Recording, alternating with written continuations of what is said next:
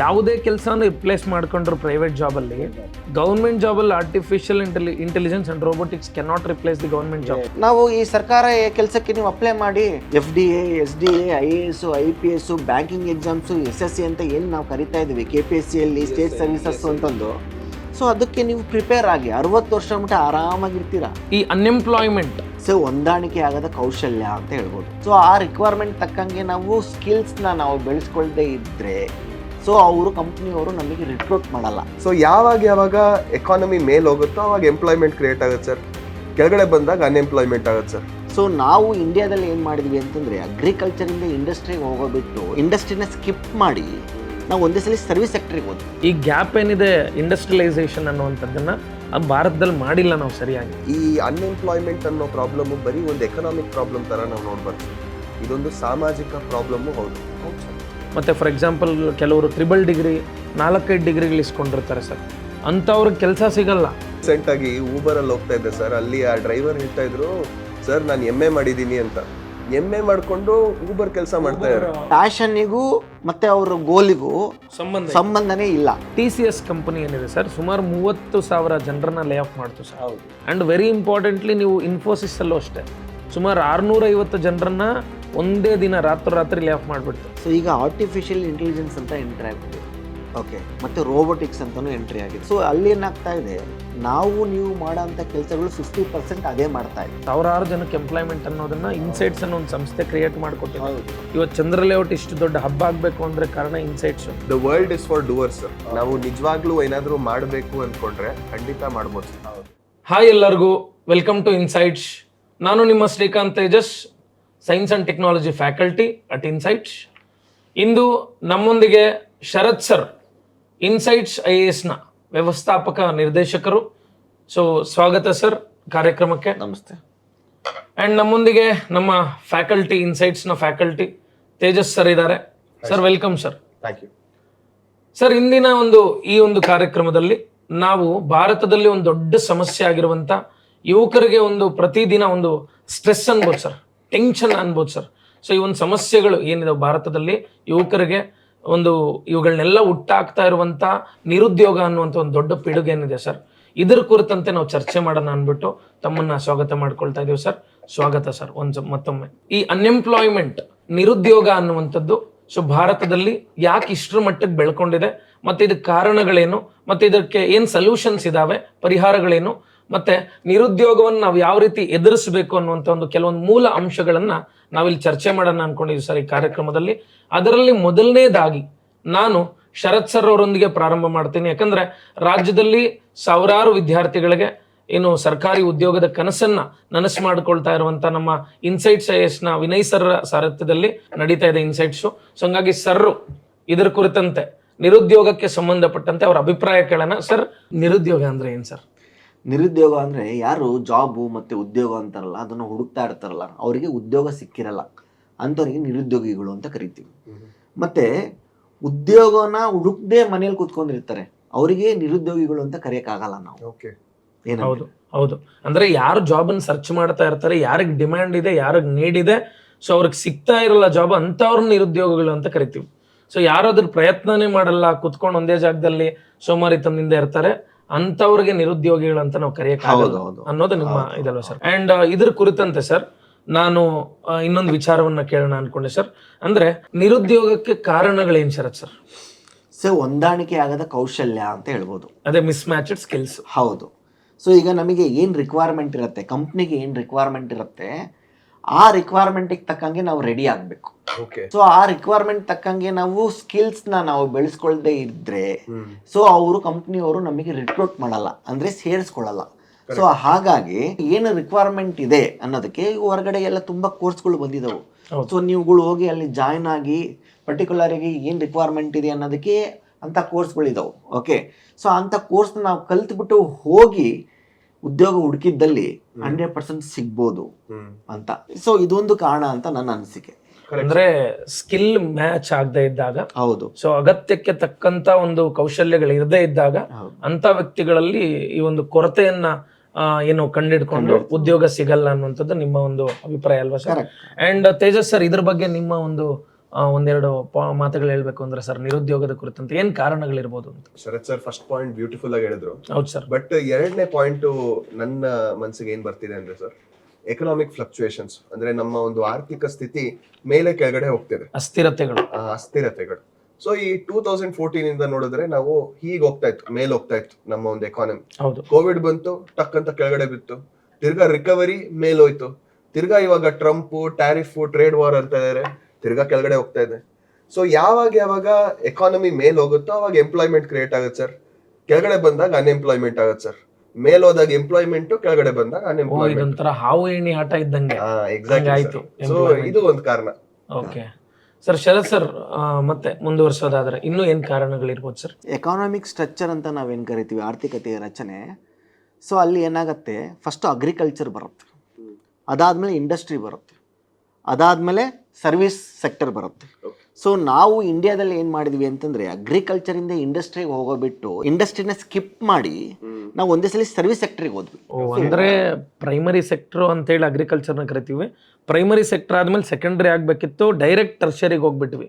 ಈ ಗ್ಯಾಪ್ ಏನಿದೆ ಇಂಡಸ್ಟ್ರಿಯಲೈಸೇಷನ್ ಅನ್ನುವಂಥದ್ದನ್ನ ಭಾರತದಲ್ಲಿ ಮಾಡಿಲ್ಲ ನಾವು ಸರಿಯಾಗಿ. ಹೌದು. ಸೊ ಆ ಗ್ಯಾಪ್ ಇಂದ ಏನಾದ್ರೂ ಹೌದು, ಅದರಿಂದನೂ ಅನ್ಎಂಪ್ಲಾಯ್ಮೆಂಟ್ ಅಂತ ಕರಿತೀವಿ. ಸೊ ಅದರಿಂದನೂ ಕ್ರಿಯೇಟ್ ಆಯಿತು. UK, ಚೈನಾ, US ಏನು ಮಾಡಿದ್ರು, ಅಗ್ರಿಕಲ್ಚರಿಂದ ಒಂದೇ ಸಲ ಡೈರೆಕ್ಟಾಗಿ ಇಂಡಸ್ಟ್ರಿ ಹೋದ್ರು.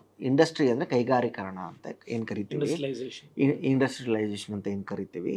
ಸೊ ಅವರು ಅಲ್ಲಿ ಎಂಪ್ಲಾಯ್ಮೆಂಟ್ನ ಕ್ರಿಯೇಟ್ ಮಾಡಿದ್ರು. ಸೊ ಅದಾದಮೇಲೆ ಸರ್ವಿಸ್ ಸೆಕ್ಟ್ರಿಗೆ ಹೋದರು. ನಮಗೆ ಇಂಡಿಯಾದಲ್ಲಿ ಇನ್ಕಮ್ ಜಾಸ್ತಿ ಬರುತ್ತೆ ಅಂತ ಒಂದೇ ಸಲಿಗೆ ಸರ್ವಿಸ್ ಸೆಕ್ಟರ್ಗೆ ಡೈರೆಕ್ಟಾಗಿ ಹೋದ್ವಿ ಅಗ್ರಿಕಲ್ಚರಿಂದ. ಸೊ ಇದು ಮೇನ್ ಪ್ರಾಬ್ಲಮ್ ಆಯ್ತು. ಇದೊಂದು ಕಾರಣ ಅಂತ ನಾನು ಅನ್ಕೊಂಡಿದೀನಿ. ನಿಮ್ಗೆ ಅಂಡ್ ಅದರ್ ಕಾನ್ಸಿಕ್ವೆನ್ಸಸ್ ಆಕ್ಚುಲಿ ನೀವು ಹೇಳಿದ್ದು ಇವಾಗ ನಾವು ನೋಡ್ತಾ ಇದೀವಿ. ಏನಕ್ಕಂದ್ರೆ ಗ್ರೋತ್ ಅಂತೂ ಡೆಫಿನೆಟ್ ಆಗಿದೆ, ಬಟ್ ನಮ್ಗೆ ಕೆಲಸ ಅನ್ನೋದು ಎಂಪ್ಲಾಯ್ಮೆಂಟ್ ಕ್ರಿಯೇಟ್ ಆಗಿಲ್ಲ. ಹೌದು. So absolutely correct sir. ಅಂದ್ರೆ ಕೆಲಸ ಅನ್ನೋದೇ ಇಲ್ಲ ಆಕ್ಚುಲಿ. ಇಲ್ಲ, ಸರಿಯಾದ ಪ್ರಮಾಣದಲ್ಲಿ ನಾವು ಏನು ಒಂದಾದ್ಮೇಲೆ ಒಂದಕ್ಕೆ ಬಂದಿಲ್ಲ. ಹಂಗಾಗಿ ಡೈರೆಕ್ಟ್ ಸ್ಕಿಪ್ ಮಾಡಿದ್ರಿಂದ ಆ ಗ್ಯಾಪ್ ಉಳ್ಕೊಂಡ್ಬಿಟ್ಟಿದೆ. ಆ ಗ್ಯಾಪ್ ಅಲ್ಲಿ ಎಂಪ್ಲಾಯ್ಮೆಂಟ್ ಅನ್ನೋ ಗ್ಯಾಪು ಇದೆ. ಸೊ ಅದರಿಂದ ಹಿಂಗಾಗಿರ್ಬೋದು ಅಂತ. ಮತ್ತೆ ತೇಜಸ್ ಸರ್, ನಿಮ್ಮ ಇನ್ನೂ ಕೆಲವೊಂದು ಪಾಯಿಂಟ್ಗಳೇನಾದ್ರು ಹೇಳೋದಾದ್ರೆ ಇದ್ರ ಕುರಿತಂತೆ. ಸರ್, ಇನ್ಫ್ಯಾಕ್ಟ್ ತುಂಬಾ ಕಾಸಸ್ ಇದೆ ಸರ್. ನೆಕ್ಸ್ಟ್ ಕಾಸ್ ಏನಂದ್ರೆ ಸರ್, ಹಿಂದುಳಿದ ವರ್ಗಗಳು ಸುಮಾರಷ್ಟಿದೆ ಸರ್. ಅಂಚಿನ ವರ್ಗ ಅಂತ ನಾವೇನ್ ಕರಿತೀವಿ. ಈ ಅನ್ಎಂಪ್ಲಾಯ್ಮೆಂಟ್ ಅನ್ನೋ ಪ್ರಾಬ್ಲಮ್ ಬರೀ ಒಂದು ಎಕನಾಮಿಕ್ ಪ್ರಾಬ್ಲಮ್ ತರ ನಾವು ನೋಡ್ಬಾರ್ದು ಸರ್, ಇದೊಂದು ಸಾಮಾಜಿಕ ಪ್ರಾಬ್ಲಮ್. ಹೌದು ಸರ್. ಸೊ ಎಷ್ಟೊಂದ್ಸರಿ ಏನಾಗುತ್ತೆ, ಈ ಒಂದು ಸಾಮಾಜಿಕ ಒಂದು ಸ್ಥಿತಿಯಿಂದ ಅವ್ರಿಗೆ ಸರಿಯಾಗಿ ಇರೋ ಶಿಕ್ಷಣ ಸಿಗಲ್ಲ. ಅದರಿಂದ ಅದೊಂಥರ ಒಂದು ಎಫೆಕ್ಟ್ ಹೇಗ್ ಟ್ರಾನ್ಸ್ಲೇಟ್ ಆಗುತ್ತೆ ಅಂದ್ರೆ ಸರ್, ಅವರು ಆ ಒಂದು ಟ್ರ್ಯಾಪ್ ಇಂದ ಹೊರಗಡೆನೆ ಬರಕ್ಕಾಗಲ್ಲ. ಶಿಕ್ಷಣ ಇಲ್ಲ ಅಂದ್ರೆ ಕೌಶಲ್ಯ ಇನ್ಕಮ್ ಟ್ರ್ಯಾಪ್ ಅಂತ ನಾವೇನ್ ಕರಿತೀವಿ. ಇನ್ಫ್ಯಾಕ್ಟ್ ಈ ಒಂದು ಶಿಕ್ಷಣ ಏನಿದೆ, ಅವ್ರಿಗೆ ಈ ಶಿಕ್ಷಣ ಸಿಗದೆ ಇರೋ ಒಂದು ಕಾರಣಕ್ಕೆ ಅವ್ರಿಗೆ ಸರಿಯಾಗಿರೋ ಕೆಲಸ ಸಿಗಲ್ಲ. ಸರಿಯಾಗಿರೋ ಕೆಲಸ ಸಿಗದೆ ಇರೋ ಒಂದು ಕಾರಣಕ್ಕೆ ಸರಿಯಾಗಿರುವಂತ ಒಂದು ಸಂಬಳ ಸಿಗಲ್ಲ, ಸರಿಯಾಗಿರೋ ದುಡ್ಡಿಲ್ಲ. ಸೊ ಅದೇ ಒಂದು ಟ್ರ್ಯಾಪ್ ಅಲ್ಲಿ ಸಿಕ್ಕಾಕೊಂಡು ಅಲ್ಲೇ ಒಂದು ಆ ಒಂದು ಮುಂದಿನ ಪೀಳಿಗೆಗೂ ಅದು ಎಫೆಕ್ಟ್ ಆಗುತ್ತೆ. ಕರೆಕ್ಟ್. ಅಂದ್ರೆ ಅವರಿಗೆ ಕೆಲಸ ಸಿಗದೆ ಇರೋದ್ರಿಂದ ಸೊ ಒಳ್ಳೆ ಉದ್ಯೋಗ ಅವಕಾಶಗಳು ಸಿಗಲ್ಲ. ಅದರಿಂದ ಅದನ್ನು ಉದ್ಯೋಗ ಅವಕಾಶಗಳು ಸಿಗಲಿದ್ರೆ ದುಡ್ಡು ಸಿಗಲ್ಲ ಅಲ್ವಾ, ದುಡ್ಡು ಬರಲ್ಲ. ದುಡ್ಡು ಬರಲಿದ್ರೆ ಮತ್ತೆ ಅದೇ ಪರಿಸ್ಥಿತಿ ಅವ್ರ ಮಕ್ಕಳಿಗೂ ಕಂಟಿನ್ಯೂ ಆಗತ್ತೆ ಅಂತ ಹೇಳ್ತಾ ಇದಾರೆ. ಬಡವರಾಗೆ ಉಳ್ಕೊಂಡು ಹೋಗ್ತಾರೆ. ಹೌದು, ಇದೊಂದು ದೊಡ್ಡ ಸೈಕಲ್ ಆಗ್ಬಿಟ್ಟಿದೆ. ಅಂಡ್ ಇದರಿಂದ ಎಕಾನಮಿಗೂ ಎಫೆಕ್ಟ್ ಆಗುತ್ತೆ, ಆರ್ಥಿಕತೆಗೂ ಸೊ ಎಫೆಕ್ಟ್ ಆಗುತ್ತೆ. ಅಂಡರ್ ಎಂಪ್ಲಾಯ್ಮೆಂಟ್ ಅಂಡರ್ ಎಂಪ್ಲಾಯ್ಮೆಂಟ್ ಅಂತ ಬರುತ್ತೆ. ಅದರಲ್ಲಿ ಏನೇನು ಪಾಯಿಂಟ್ಸ್ ಬರುತ್ತೆ? ನೀವ್ ಹೇಳಿದಕ್ಕೆ ನನಗೆ ಕ್ಯಾಚ್ ಆಗ್ತಾ ಇದೆ ಸರ್. ಏನು ಅಂತಂದ್ರೆ, ಇವಾಗ ಅಂಡರ್ ಎಂಪ್ಲಾಯ್ಮೆಂಟ್ ಅಂತಂದ್ರೆ, ಸೊ ಇವಾಗ ನಾವು ಓದಿರುವಂತ ಒಂದು ಕೋರ್ಸ್ಗಳಿಗೂ ಮತ್ತೆ ಫಾರ್ ಎಕ್ಸಾಂಪಲ್ ಕೆಲವರು 3 ಡಿಗ್ರಿ 4-5 ಡಿಗ್ರಿಗಳು ಇಸ್ಕೊಂಡಿರ್ತಾರೆ ಸರ್. ಅಂತವ್ರಿಗೆ ಕೆಲಸ ಸಿಗಲ್ಲ. 10,000 15,000 ಸಂಬಳ ಸಿಗೋಂಥ ಕೆಲಸಗಳು ಸಿಗ್ತವೆ. ಸೊ ಅವ್ರೇನ್ ಮಾಡ್ತಾರೆ ಅಂತಂದ್ರೆ, ಎಲ್ಲೋ ಒಂದು ಹೋಟ್ಲಲ್ಲಿ ಕ್ಯಾಶಿಯರ್ ಆಗೋ, ಇಲ್ಲ ಯಾವುದೋ ಒಂದು ಸೂಪರ್ ಮಾರ್ಕೆಟ್ ಅಲ್ಲೋ, ಸೊ ಎಲ್ಲೋ ಒಂದ್ ಕಡೆ ಈ ತರ ಸಣ್ಣ ಪುಟ್ಟ ಕೆಲಸಗಳು. ರೀಸೆಂಟ್ ಆಗಿ ಊಬರ್ ಅಲ್ಲಿ ಹೋಗ್ತಾ ಇದ್ದೆ ಸರ್, ಅಲ್ಲಿ ಆ ಡ್ರೈವರ್ ಹೇಳ್ತಾ ಇದ್ರು, ಸರ್ ನಾನು MA ಮಾಡಿದೀನಿ ಅಂತ.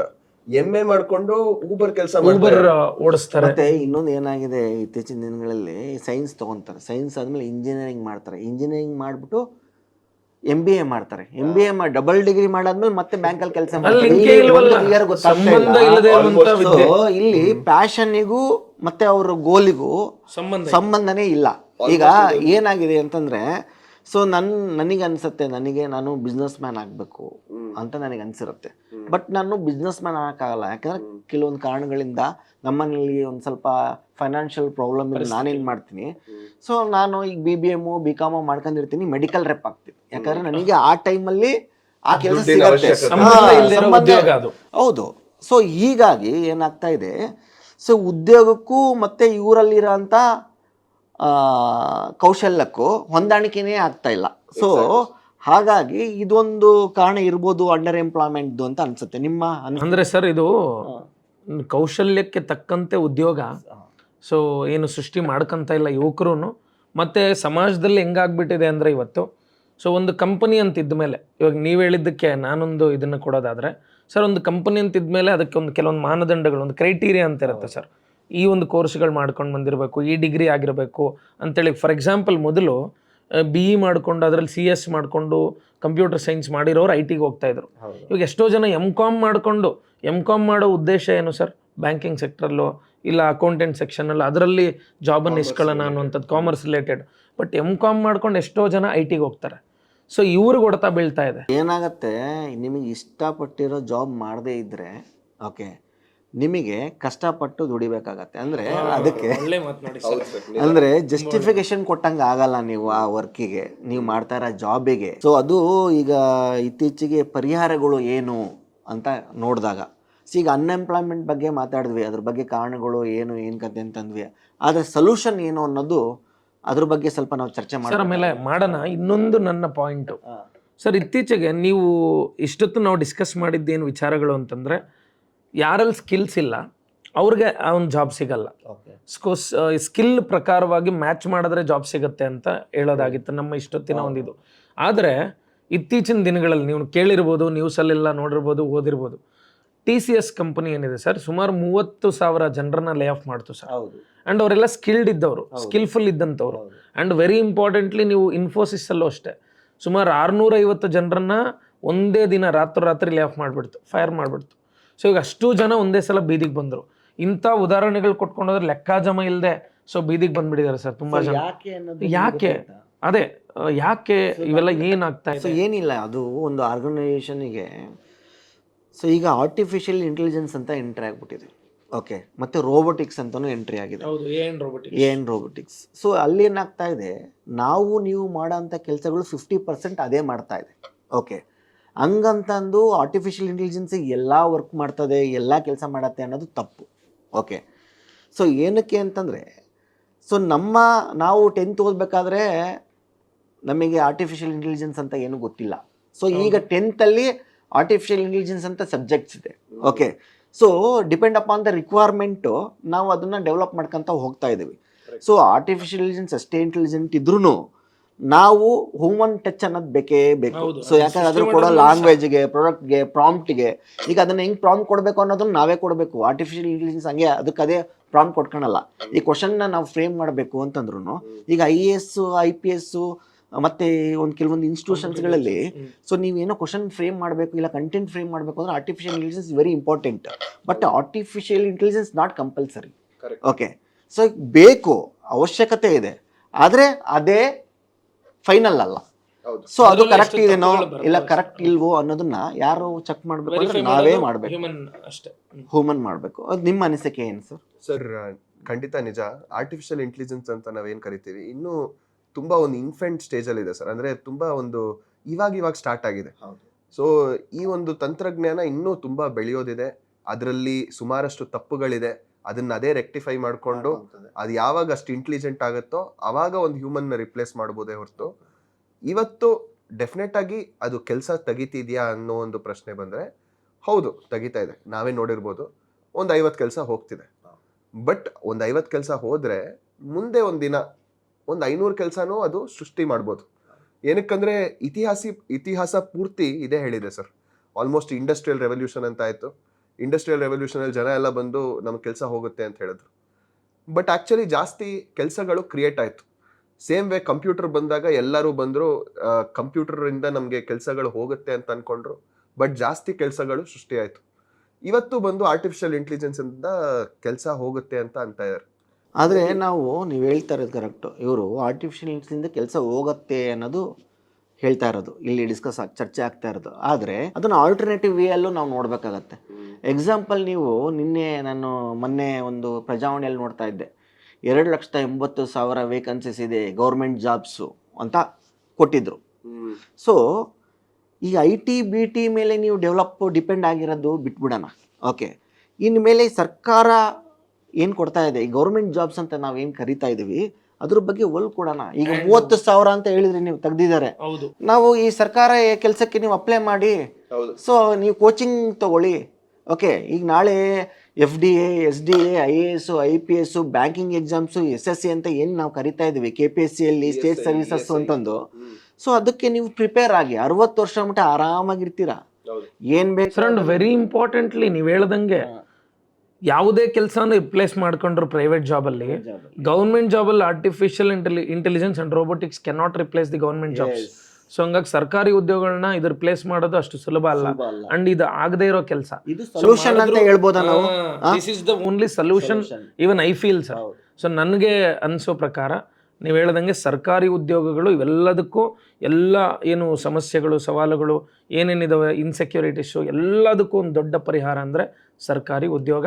ಸೊ ಇದಕ್ಕೆ ನೀವು ಹೇಳ್ದಂಗೆ 30,000 ಪೋಸ್ಟ್ ಏನು ಖಾಲಿ ಇದೆ, ರೀಸೆಂಟಾಗಿ ಒಂದು ಅನೌನ್ಸ್ಮೆಂಟನ್ನು ಮಾಡಿದ್ರು, 2,800 ಪೋಸ್ಟನ್ನು ಆದಷ್ಟು ಬೇಗ ನಾವು ಇದು ಮಾಡ್ತೀವಿ ಅಂತ ಹೇಳಿದ್ರೆ, ನನ್ನ ಪೊಲೀಸ್ ಡಿಪಾರ್ಟ್ಮೆಂಟಲ್ಲಿ ಸುಮಾರು 20,000 ಪೋಸ್ಟ್ಗಳನ್ನು ಸೊ ನಮಗೆ ಅರ್ಜೆಂಟ್ ರಿಕ್ವೈರ್ಮೆಂಟ್ ಇದೆ, ಆದಷ್ಟು ಬೇಗ ನೋಟಿಫಿಕೇಶನ್ ಮಾಡ್ತೀವಿ ಅಂತ ಹೇಳ್ತಾ ಇದ್ರು.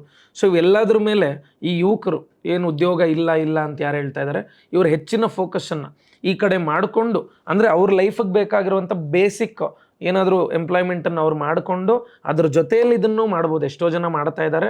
ಸೊ ಹಂಗೆ ಮಾಡಿಕೊಂಡು ಎರಡನ್ನೂ ಬ್ಯಾಲೆನ್ಸ್ ಮಾಡ್ಕೊಂಡು ಒಂದು ಜಾಬನ್ನು ಪಡ್ಕೊಂಡ್ರೆ ಲೈಫ್ ಸೆಕ್ಯೂರಿಟಿ ಅಂತೂ ಗ್ಯಾರಂಟಿ ಸರ್. ನಮ್ಮ ಕೇಂದ್ರ ಸರ್ಕಾರ ಆಗಲಿ ರಾಜ್ಯ ಸರ್ಕಾರ ಆಗಲಿ ಕೆಲವೊಂದು ಅನುದಾನಗಳನ್ನ ಕೊಡ್ತಾ ಇದೆ. ಸೊ ಆ ಅನುದಾನಗಳು ನಿಮಗೆ ಗೊತ್ತಾ ಇದೆ. ಸೊ ಬಡವರಿಗೆ ಅಕ್ಕಿ ಅಂತ ಕೊಡ್ತಾ ಇದೆ. ಓಕೆ, ಅದರಿಂದ ಎಂಪ್ಲಾಯ್ಮೆಂಟು ಕಮ್ಮಿ ಆಗಿದೆ ಅಂತಲ್ಲ ಕೊಡ್ತಾ ಇರೋದು. ಎಷ್ಟೋ ಜನಕ್ಕೆ ಅನ್ಎಂಪ್ಲಾಯ್ಮೆಂಟ್ ಅಂತ ಉದ್ಯೋಗ ಅವಕಾಶಗಳು ಇರಲ್ವಲ್ಲ, ಅವರಿಗೆ ಅದು ಒಂದು ರೀಚ್ ಆಗಲಿ. ಸೊ ಒಂದು ವೈಯಕ್ತಿಕ ಅಂದರೆ ಒಂದು ತಾತ್ಕಾಲಿಕವಾಗಿ ಅವರಿಗೆ ಒಂದು ಪರಿಹಾರ ಅಂತ ಕೊಟ್ಟಿದ್ದಾರೆ. ಕೇಂದ್ರ ಸರ್ಕಾರ ಹೇಳ್ತು ಪಕೋಡ ಹಾಕಿ, ಏನ್ ಹೇಳ್ತು ಪಾವ್ ಬಜ್ಜಿ ಮಾರಿ, ಅಂದ್ರೆ ವಡಾಪಾವ್ ಮಾರಿ. ಅಂದ್ರೆ ಅದರ ಅರ್ಥ ಅವ್ರು ಏನ್ ಹೇಳ್ತಾ ಇರೋದು, ನೀವು ಎಂಟರ್ಪ್ರಿನರ್ಶಿಪ್ ಸ್ಟಾರ್ಟ್ ಮಾಡಿ, ಸ್ವಯಂ ಉದ್ಯೋಗವನ್ನು ಸೃಷ್ಟಿ ಮಾಡ್ಕೊಳ್ಳಿ, 4 ಜನಕ್ಕೆ ಕೆಲಸ ಕೊಡ್ಬೋದು. ಹೌದೌದು, ಈಗ ಒಂದು 4 ಜನಕ್ಕೆ ನೀವು ಕೆಲಸ ಕೊಡ್ಬೋದು. ಈಗ ನೀವು ವಡಾಪಾವ್ ಸ್ಟಾರ್ಟ್ ಮಾಡಿದ್ರೆ ನೀವು ಒಬ್ಬರೇ ಮಾಡೋಕ್ಕಾಗತ್ತಾ? ಓಕೆ, ನೀವು ಒಬ್ರು ಪ್ರಿಪೇರ್ ಮಾಡ್ತೀರಾ, ಇನ್ನೊಬ್ರಿಗೆ ಸರ್ವಿಸ್ ಅಂತ ಇಟ್ಕೊಳ್ಳೇಬೇಕಲ್ವಾ? ಆ ಹುಡುಗಂಗೆ ಕ್ರಿಯೇಟ್ ಆಯ್ತಲ್ವಾ ಜಾಬು.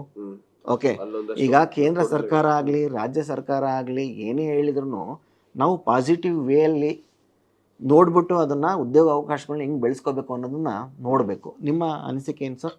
ಸರ್, ನನಗೂ ಅದೇ ಅನಿಸುತ್ತೆ. ಇವಾಗ ನೀವು ಹೇಳದಂಗೆ ಒಬ್ಬ ಪಾನಿಪುರಿ ಮಾರೋನು ದಿನಕ್ಕೆ 5,000 to 8,000 ರೂಪಾಯಿ ಮಾಡ್ತಾ ಇರೋದನ್ನ ನಾನು ನೋಡಿದ್ದೀನಿ, ಕೇಳಿದ್ದೀನಿ ಸರ್. ಆ್ಯಂಡ್ ಒಬ್ಬ ಟೀ ಅಂಗಡಿಯನ್ನು ಟೀ ಮಾರ್ಕೊಂಡು ಅವನು 10,000 ದುಡಿತಾ ಇರೋದನ್ನು ನಾವು ಕೇಳಿದ್ದೀವಿ. ಇದೇ ಚಂದ್ರ ಲೇಔಟಲ್ಲಿ, ಇದೇ ಇನ್ಸೈಟ್ಸ್ನ ಸುತ್ತಮುತ್ತಲು ಸಾವಿರಾರು ಜನಕ್ಕೆ ಎಂಪ್ಲಾಯ್ಮೆಂಟ್ ಅನ್ನೋದನ್ನ ಇನ್ಸೈಟ್ಸ್ ಅನ್ನೋ ಒಂದು ಸಂಸ್ಥೆ ಕ್ರಿಯೇಟ್ ಮಾಡಿಕೊಟ್ಟಿದೆ. ಇವತ್ತು ಚಂದ್ರ ಲೇಔಟ್ ಇಷ್ಟು ದೊಡ್ಡ ಹಬ್ಬ ಆಗಬೇಕು ಅಂದರೆ ಕಾರಣ ಇನ್ಸೈಟ್ಸು. ಯಾವ ಲೆವೆಲ್ಗೆ ಚೈನ್ ಇಲ್ಲಿ ಗ್ರೋ ಆಗಿ, ಸೊ ನೀವು ನೋಡ್ಬೋದು ಹೋಟೆಲ್ಸ್ ಬಂದಿದ್ದಾವೆ, ಮತ್ತು ಎಷ್ಟೋ ಟೀ ಶಾಪ್ಗಳು ನೋಡ್ಬೋದು, ಅಲ್ಲಿ ಟೀ ಕುಡಿಯೋಕ್ಕೆ ಜಾಗ ಸಿಗಲ್ಲ, ಅಷ್ಟು ರಶ್ ಇರುತ್ತೆ, ಬುಕ್ ಸ್ಟೋರ್ಗಳು. ಸೊ ಹಿಂಗೆ ಒಂದಕ್ಕೊಂದು ಬಿಲ್ಡ್ ಆಗ್ತಾ ಹೋಯ್ತು. ಸೊ ಸೆಲ್ಫ್ ಎಂಪ್ಲಾಯ್ಮೆಂಟ್ ಅನ್ನುವಂಥದ್ದು, ಸೊ ಇದು ಕೂಡ ಅಷ್ಟೇ ತುಂಬ ದೊಡ್ಡ ಒಂದು ಇದನ್ನು ಕೊಡುತ್ತೆ. ಯಾರು ಕೆಳಗಡೆ ಒಂದು ಕೆಲಸ ಮಾಡುವಂಥ ಅವಶ್ಯಕತೆ ಇರಲ್ಲ. ಸೊ ತಮ್ಮನ್ನು ತಾವು ಸ್ವಾವಲಂಬಿಗಳಾಗಿ ಬದುಕಿಸ್ಕೊಳ್ಳುವಂಥ ಒಂದು ಧೈರ್ಯವನ್ನು ಅದು ಕೊಡುತ್ತೆ.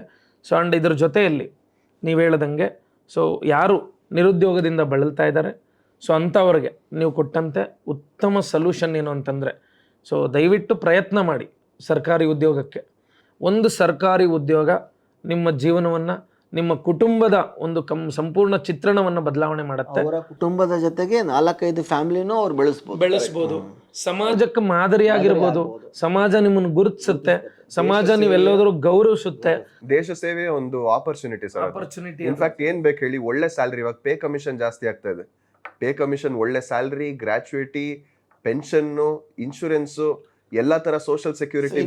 ಏನಾಗುತ್ತೆ, ಸರ್ಕಾರಿ ಹುದ್ದೆಗಳನ್ನ ನಾವು ಹುಡ್ಕೋಕೆ ಏನು ಪ್ರಿಪೇರ್ ಆಗಿರ್ತೀವಿ, ಆ ನಾಲೆಡ್ಜು ನಿಮಗೆ ನಾಳೆ ಸ್ವಯಂ ಉದ್ಯೋಗನ ಕಲ್ಪಿಸ್ಕೊಂಡು ಏನಂತೀರ. ಸೊ ನಾಲೆಡ್ಜ್ ಇತ್ತು ಅಂತಾರೆ ಈಕ್ವಲ್ ಟು ನಿಮಗೆ money. Knowledge is equal to money, time is equal to money ಅಂತ ನಾವು ಏನು ಕರಿತೀವಿ. ಸೊ ಈಗ ನಾಲೆಡ್ಜ್ ಇತ್ತು ಅಂತಂದ್ರೆ ನಿಮಗೆ ಯಾವ್ದು ಬೇಕು, ಈಗ ನೋಡಿ ಎಕ್ಸಾಂಪಲ್ ನಮ್ಮ ವಿನಯ್ ಸರ್ನ ತಗೊಳ್ಳಿ.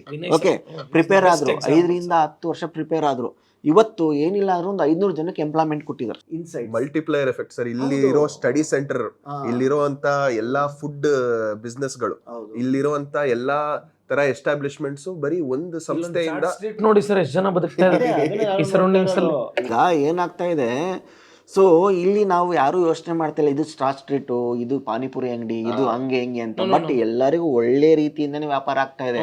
ಓಕೆ, ಬಟ್ ಇಲ್ಲಿ ಪಾರ್ಟ್ ಟೈಮ್ ಮಾಡೋರು ತುಂಬಾ ಜಾಸ್ತಿ ಜನ ಇದ್ದಾರೆ.